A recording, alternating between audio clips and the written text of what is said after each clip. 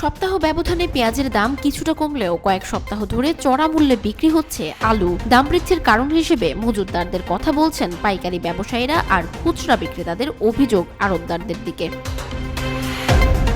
আজ সাপ্তাহিক ছুটির দিনে রাজধানীর বিভিন্ন বাজার ঘুরে দেখা যায় নভেম্বরের শুরুতে খুচরা পর্যায়ে প্রতি কেজি আলু ৬০ টাকা থেকে ৬৫ টাকায় বিক্রি হলেও বর্তমানে তা ঠেকেছে ৭০ থেকে ৭৫ টাকায়। সেই হিসাবে ৩ সপ্তাহের ব্যবধানে আলুর দাম কেজি প্রতি বেড়েছে ১৫ টাকা পর্যন্ত।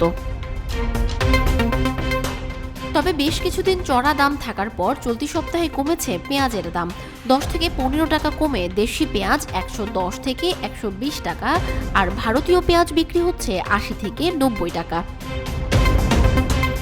আড়তদারদের কাছ থেকে বেশি দামে আলু কেনার অভিযোগ খুচরা পর্যায়ের বিক্রেতাদের, আর আলুর দাম নাগালের বাইরে মন্তব্য করে ক্রেতারা বলছেন মৌসুম অনুযায়ী কমেনি পেঁয়াজের দামও।